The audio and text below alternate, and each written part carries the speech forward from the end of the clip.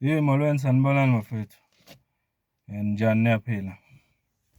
Asithembe niyaphila nathi mfo wamkhonza. Asibonga kakhulu ngamukela onke ama-new subscribers to this channel nabo bonke abasubscribile ngokukhethekile ku-YouTube nabafollowile ku-TikTok. Ngiyabonga. Ngamukela ngokukhethekile ama-new subscribers nama-new followers. Thank you so much. Ngicela abangasubscribe benze kanjalo. It's free of charge. Kanjalo nokufollowa ku-TikTok is free of charge. Ngiyabonga kakhulu. Aze ngihleli la ngiyacabanga nje ukuthi ake ngiphinde ngiyenze le video emfishane emayelana nesixwayiso esibheke kuhulumeni wethu eSouth Africa, esibheke nasephalamende lethu lase-South Africa ngenhlekelele engahle iphinde isehlele eSouth Africa uma ugovernment wethu uqhubeka nokuhuqa ubuthongo nephalamende lingasukumi ngokushesha ukuze livikele abantu base-South Africa. Nizokhumbula ukuthi sesidlule ey'nhlekeleleni eziningi kabi bafethu since 1994 kuza ngapha. Sekuvele iy'nhlekelele ey'ningi e-South Africa okuwukuthi bekuyiy'nhlekelele ebezingagwemeka ukube uhulumeni ubuyithathela phezulu izinto, ushesha ukusebenzisa i-intelligence ngendlela e-right. Ngabe abantu abaningi bavikelekile eSouth Africa, kwaba nokuthula and all that, kwangafa abantu abaningi kangaka. Mhlampe ngingenza nje ama-example ambalwa ukuyikhumbuza nje mhlampe nasebelibele ukuthi siye saba ney'gameko, for example, ey'fana no-Marikana massacre. La khona kwaba nempi phakathi kwamaphoyisa nabasebenzi basemayini yaseMarikana. Kwashona cishe abantu abawu-34 kuleso sigameko. Yayingaprevent-eka leya nto ukuba uhulumeni wayethatha izinyathelo ngokushesha, wa-act-a ngokushesha futhi nephalamende ukube la-act-a ngokushesha ukuze kuvikeleke abantu base-South Africa, ngoba leya nto ayizange vele yenzeke nje in one day. Kwaba ne-build up, kwaba ngamalanga, kwaba iy'nsuku ezalidela ukuthi kugcine kwenzeka lesa simo sokufa kwabantu ngaleya ndlela. So ngikuyibuza into eyodwa ukuthi uma kuzofa abantu ngaleya ndlela, beyikuphi i-intelligence yase-South Africa okuyiyona eqaphe izinto ezingaba yingozi kubantu base-South Africa bese yazi-prevent-a zingakenzeki? You just ask yourself those questions. Ngidlule lapho, kuningi okwenzeka mhlampe nango-2008 if I'm not mistaken, kuma-attacks ayekhona between ama-South Africans nabantu ababuya ngaphandle kwe-South Africa. Leyo abayinika i-term ngokuthi xenophobic attacks. Kwakulwa khona abantu base-South Africa nabangaphandle bexoshwa emaflethini kuboGoli nakwezinye iy'ndawo. Kwaba yisikhathi esibuhlungu nesibi kakhulu. Nalapho kukhona abantu abalahlekelwa imiphefumulo yabo kungafanele. Ukube sasinohulumeni o-act-a ngokushesha ukuprevent-a izimo ezinjalo, ngabe labo bantu azange bafe ngaleya ndlela, kodwa kwenzakalanga. Recently ngo-2021 kwaba nesigameko la khona i-Constitutional Court yabopha umongameli we-MK Party, ubaba uPresident Zuma, former president we-country. Yambopha i-Constitutional Court without i-trial, bambopha.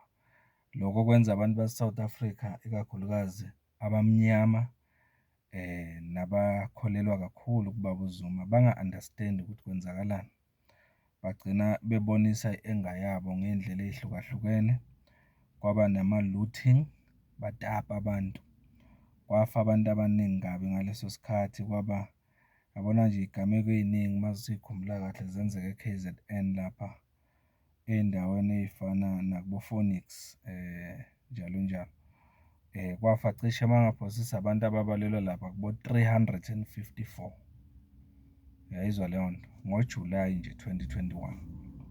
Then you ask yourself, where was the government? Wawukuphi uhulumeni ukuthi uvimbise izinto ezifana nalezo, ngoba akuzange kwenzeke nje ezimajiki ukuthi kwenzeka ngomzuzwana, cha, kwaba ne-build up ukuthi kugcine kwenzeka into efana naleyo. Akuzange kuvele kwenzeke.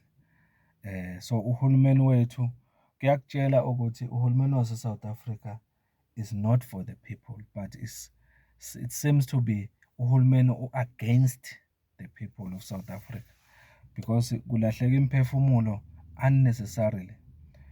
Izinto bezingagwemeka, kodwa ngenxa yokuthi uhulumeni awunandaba, ucabangela kuphela nje amabhizinisi nomnotho wase-South Africa ozuzisa abathile nawo. Uma nje kuyinto ezoprotecta-ke labo bantu, hhayi, usukumela phezulu uhulumeni.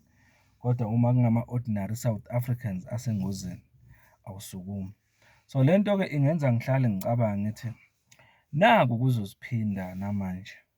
Niyayibona le nto engahle yenzeke uma ngabe uyisisebenzi esekuhulumeni, mhlawumbe ukukhabhinethi, mhlawumbe usephalamende, mhlawumbe nguwe president uqobo lwakho.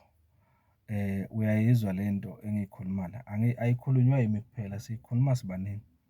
Selokhu kulethwe iy'xwayiso kuwe ukuthi uyayibona yini le nhlekelele engahle yenzeke eSouth Africa.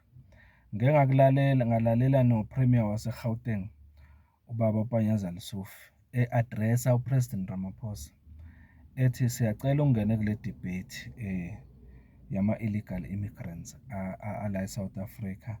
Njengoba kukhala abantu base-South Africa kangaka, President, siyacela ungenelele. Kusho uPremier wase-Gauteng uPanyaza Lesufi. Wathi ngena kule debate, asikuzwe nawe President uphefumula ukuthi uthini ey'khalweni zabantu base-South Africa ezingaka ngama-illegal immigrants ne-crime eyenzeka e-South Africa, of which ukubonakala engazuthi iningi layo abantu aba-involved, abantu bokufika abala illegal. So you ask yourself ukuthi uma upresident wethu kuzoze kudingeke atshelwe ngabantu abaqashe yena, njengaye uPanyaza Lesufi, uyisisebenzi sikaRamaphosa, wamqasha ukuthi abe yi-Premier yase-KZN. Kunama-minister cabinet and all that, bonke izisebenzi zakhe lapho. Uma ngabe sekuze kudingeka ukuthi utshelwe abantu obaqashe wena ukuthi yenza something, kuthini ngawe nangendlela ocabanga ngayo as a president? Because kuze kube manje besingakezwa feedback eqondile ey'khalweni ngabantu base-South Africa. Uthini president ngabantu base-South Africa abakhala kangaka ngesimo sama-illegal immigrants? Yiphi action ozimisele ukuyithatha? Upresident, ake ngikuveze lo, nge-understanding enginayo encane, upresident unamagunya namalungelo amaningi ukuthi angenza yonke le nto okukhalwa ngayo iphele noma ilungiseke ngokushesha futhi uma ethanda. It's all in his hands as the president. For example, kune-act noma umthetho obizwa nge-State of Emergency Act, number 64 of 1977. Kuphinde kube ne-constitution yase-South Africa, for example section 37 wayo. Le constitution section 37 nale act ye-state of emergency ukhuluma ngesimo la khona upresident angavikela khona abantu base-South Africa uma kunengozi engahle behlele, bese kuthiwa akasebenzise le act le ukuze abuke ukuthi sikhona yini isidingo noma sikho sokuthi angenza i-state of emergency. Yebo, bese iyamlekelela i-constitution section 37 ukuthi abheke ukuthi uma kuwukuthi uyasideclare i-state of emergency angakwenza kanjani, enze ama-regulations athile noma imitheshwana ethile emncane ukuze kwenzeke lokho. Uthulakile nje, akenzi lutho, akukho esikuzwayo ukuthi akwenza. Ake ngenze nje i-example. Uyabona uma ubheka lo mthetho lo engikhuluma ngawo, state of emergency. Masikhuluma nge-state of emergency sikhuluma ngomthetho oshaywa upresident ukuthi akume yonke into. Uyangizwa ukuthi ngithini? State of emergency shothi kuma yonke into. Lapho kushintsha indlela izwe belisebenza ngayo. Upresident afake imithetho emisha just for the moment eyobe decide upresident ukuthi isikhathi esingaka kuzoshintsha yonke indlela yokusebenza kusetshenzwe kanje ukuze kulungiswe izwe. I-state of emergency ke kuthiwa uma ubheka le act laphana ku-preamble yayo nje ngaphansi noma ngaphezu kwelokhu njani amagama okuqala ngisho kanjalo ku-preamble. Ngizoyifunda nje binjalo bese ngiyayichaza. Ithi only in terms of an act of parliament it can be declared. Sho ukuthi kufanele iparliament libe involved ekutheni kube ne-state of emergency. Ngaphakanyiswa iparliament ukuthi president, for example, siyabona ukuthi kunenhlekelele ezayo la kungahle khona kuchitheka igazi phakathi kwabantu base-South Africa nabantu base-Afrika iningi labo abala ngokungemthetho okungagcina mhlawumbe kuchaphazele even nabala ngokusemthethweni. So-ke mhlawumbe iparliament bese liya-raise ku-president ukuthi besicabanga ukuthi mhlawumbe awu-declare i-state of emergency ukuze kulungiswe lesimo, kupreventwe legazi okungenzeka lichitheke kungenzeki konke lo. Kuthiwa-ke it can only be declared in terms of an act of parliament. Ukuthi iparliament kumele be involved. Liphinde ithi laphana it can only be declared when the life of the nation is threatened by war, invasion, general insurrection, disorder, natural disaster, or other public emergency, and the declaration is necessary to restore peace and order. Ake ngiyichaze kafishane. Kuthiwani ke la? Kuthiwa i-state of the nation, sorry sengithi state of emergency noma lo mthetho ongashawa upresident wesikhashana ngokulungisa izwe angawushaya uma kubonakala ukuthi kukhona into esongela izwe engahle ilethe ububi ezweni, kufe nabantu. Uyayizwa leyo nto? Kube nezinto eziyingozi ezingahle zenzeke kubantu. Upresident kuthiwa mhlawumbe angabuka ukuthi yini ngathi kukhona i-war noma impi engahle ibe khona kuleli zwe. Angabuka athi yini ngathi kungenzeka kube ne-invasion noma ukuhlaselwa okuthile kwaleli zwe. Yini engenzeka ukuze sivimbe i-general insurrection ukuthi mhlawumbe kube ne-riot noma ukuhlukahlukana kwemibono emphakathini kugcine sekuliwa and all that. Kube ne-disorder ukungahleleki. Mhlawumbe kungaba ne-natural disaster akesishiye eceleni ke yona or other public emergency. Bese ithi that state of disaster declare president is necessary to restore peace and order.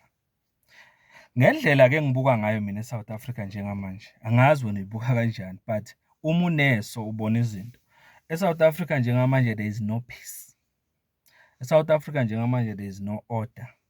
And uma ungabheka iya-escalate iya phambili lento. And uyabona ukuthi vele ngale ndlela uhulumeni wase-South Africa osebenza ngayo nohuqa ngakhona ubuthongo kuzokwenzeka ukuthi kugcine kuchitheka igazi elingafanele. For example, siyabona kwenzakalani kumamashi. Sekuze kudeclarewe nosuku lokuthi by 30 June 2026 abantu bokufika abakuleli ngokungemthetho kufanele babe sebangasekho kuleli zwe. Bakureyizile ku-premier wase-Gauteng abaholi balamamashi ukuthi naku esicelayo premier sidlulisele kuma-authorities afana nawo president. Ukudlulisela uPanyazi wenzile umsebenzi wakhe. Silinde ukuzwa ukuthi upresident uthini. Yimaphi ama-measures upresident azimisela ukwenza ukupreventa ukuthi makungachitheke elinye igazi, makungafi abantu njengoba kwafa abantu eMarikana, makungafi abantu njengoba kwafa abantu ngoJulayi 2021 makuboshwa umongameli uZuma, makungafi abantu ngendlela engacaci nento beyingapreventwa ngokuthi nje uhulumeni mhlambe urelaxile neparlamente alenzi umsebenzi walo ngendlela eright ukupreventa konke lo. So ngithanga ngiyenze le video ngenhloso nje ukuthi uma kukhona abasemandleni nama abakuma-authorities ake bayibukisise lento bajule kuyo, because lento izoba buhlungu mase yenzeka futhi kuyoba nzima ukuyilawula uma ingake iqale yenzeke.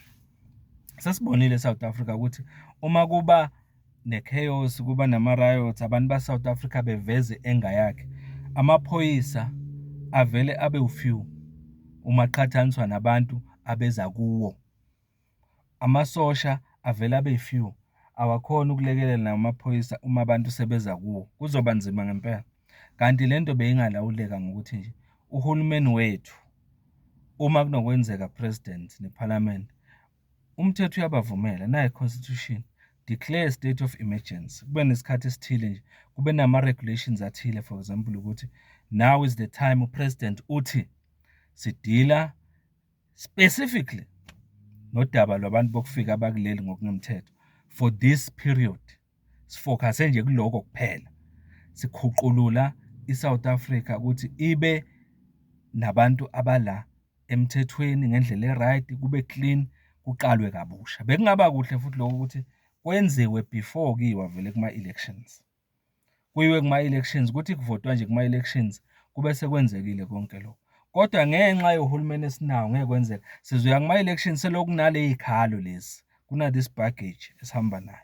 So bengithi nje angidlulise lento uma ngabe kuwukuthi izikhulu, president nabanye abasey'khundleni emaphalamende bayizwe lento ukuthi please take action now. Kuzoba inkinga mangabe sekuthiwa uhulumeni ukusukumela sekuvele kwenzeka lokhu esikubonayo thina ukuthi kuzokwenzeka, ngoba sihleli la siyabuka lapha phesheya, nansiya impi iza laphaya. Ngikhumbula ngisafunda esikolweni uMacbeth, yabo, wayengakholwa uMacbeth ukuthi uMacduff ngelinye ilanga kuyokwenzeka amhlasele, ambulale, ngoba wayekholelwa ukuthi njengoba etshelwe isangoma esithile ukuthi akekho oyokhona ukukubulala wena ngaphandle kube ukuthi loyo muntu wazalwa njengawe, kwenziwa i-cesarean operation kunina ukuze azalwe loyo muntu.